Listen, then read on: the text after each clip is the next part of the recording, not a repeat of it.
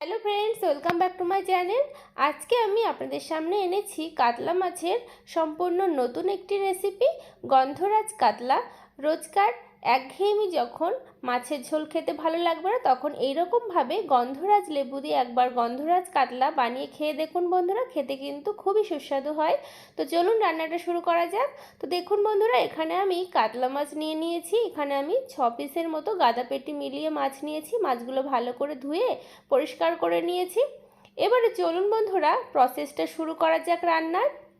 তো দেখুন, একটা বোলের মধ্যে মাছগুলো আমি ট্রান্সফার করে নিয়েছি। দিয়ে দিলাম স্বাদ মতো নুন, আর এখানে দিচ্ছি বন্ধুরা গোলমরিচের গুঁড়ো। এই গোলমরিচটা আমি গুঁড়ো করে নিয়েছি, সেই গোলমরিচ দিলাম। আপনারা কেনা গোলমরিচ গুঁড়ো দিয়েও করতে পারেন। এখানে দিলাম রসুন বাটা, আর দিচ্ছি কাঁচা লঙ্কা বাটা, আর দেবো বন্ধুরা এখানে গন্ধরাজ লেবুর রস। গন্ধরাজ লেবুর রসটা চিপে দিয়ে দিচ্ছি, আর লেবুটাই কিন্তু খুব রস হয়েছে দেখুন। তো ভালো করে রসটা চিপে দিয়ে দিচ্ছি। এবারে দেব এই লেবুর জেস্ট, যেটা ওটা গ্রেট করে দিচ্ছি। দেখুন বন্ধুরা, এই সবুজ অংশটুকুই দেব। এই জেস্টটা দিলে কিন্তু ফ্লেভারটা ভীষণ ভালো হবে। তো ঘষে গন্ধরাজ লেবুর যে জেস্ট, এটা আমি দিয়ে দিচ্ছি।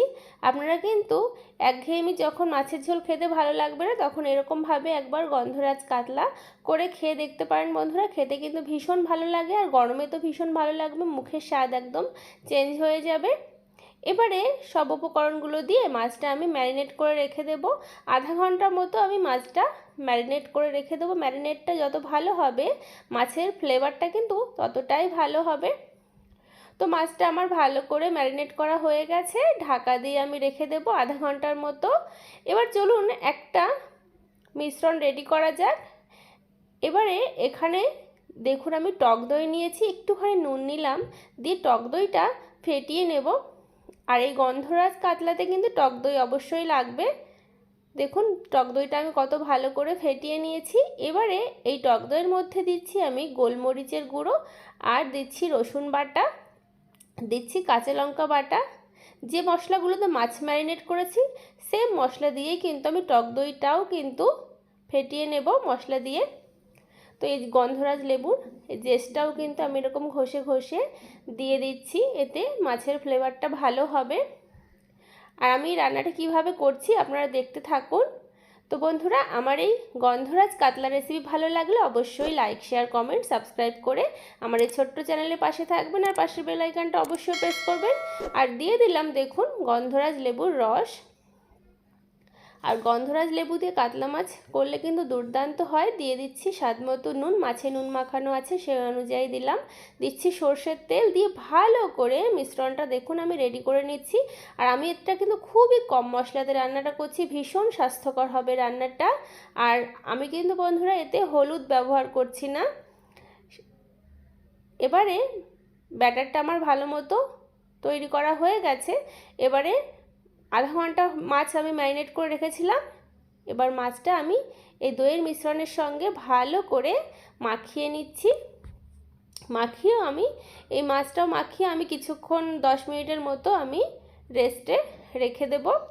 তো 10 মিনিট পরে চলুন ফিরে আসছি। তো দেখুন একটা কড়াই নিয়েছি, ওভেনের উপরে বসিয়ে দিয়েছি।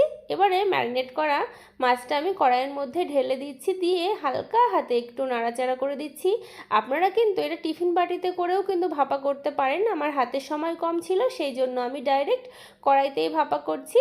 ওপর থেকে কাঁচা পাকা লঙ্কা দিয়ে দিচ্ছি। কালারটা দেখুন এখনই কত সুন্দর হয়েছে না। দেখুন স্লাইস গন্ধরাজ লেবু দিয়ে দিলাম 2 টুকরো, দিয়ে ঢাকা দিয়ে রেখে দেবো বন্ধুরা 15 মিনিটের মতো।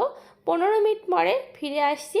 যেহেতু টক দই আছে, তো সেই জন্য টকটা ব্যালেন্স করার জন্য আমি সামান্য চিনি দিলাম। দিয়ে দেখুন এরকম হালকা হাতে নাড়িয়ে দিচ্ছি, আমি খুন্তি ব্যবহার করছি না, তাহলে মাছগুলো ভেঙে যাবে, যেহেতু কাঁচা মাছ রান্না করছি। ঢাকা দিয়ে আরও মিনিট 5-7 মতো আমি লো ফ্লেমে ঢাকা দিয়ে রেখেছিলাম। আর রান্নাটা কিন্তু বন্ধুরা প্রথমে হাই ফ্লেমে দিয়েছি 2-3 মিনিট, তারপরে একদম লো ফ্লেমে রান্নাটা হয়েছে। তো রান্নাটা কিন্তু আমার হয়ে গেছে। গন্ধরাজ লেবুর টুকরোগুলো তুলে আমি ফেলে দিলাম। এবারে একটা পাত্রে নামিয়ে নিচ্ছি। দেখুন দেখতে কত সুন্দর হয়েছে, গরম গরম ভাতে কিন্তু দুর্দান্ত লাগবে। আপনারা কিন্তু যে কোনো রাইসের সঙ্গে খেতে পারেন, দেরাদুন রাইস, বাসমতি রাইস, দুর্দান্ত লাগবে খেতে। আপনাদের কেমন লাগলো আমার এই গন্ধরাজ কাতলা? যদি ভালো লাগে তাহলে অবশ্যই লাইক, শেয়ার, কমেন্ট, সাবস্ক্রাইব করে আমার এই ছোট্ট চ্যানেলের পাশে থাকবেন আর পাশে বেল আইকনটা প্রেস করতে ভুলবেন না।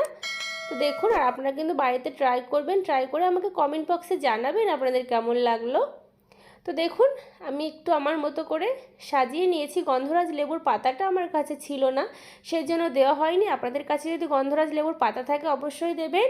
আপনারা ভালো থাকবেন, সুস্থ থাকবেন। দেখা হবে অন্য কোনো ভিডিওতে। আজ তবে আসি, টাটা, ধন্যবাদ।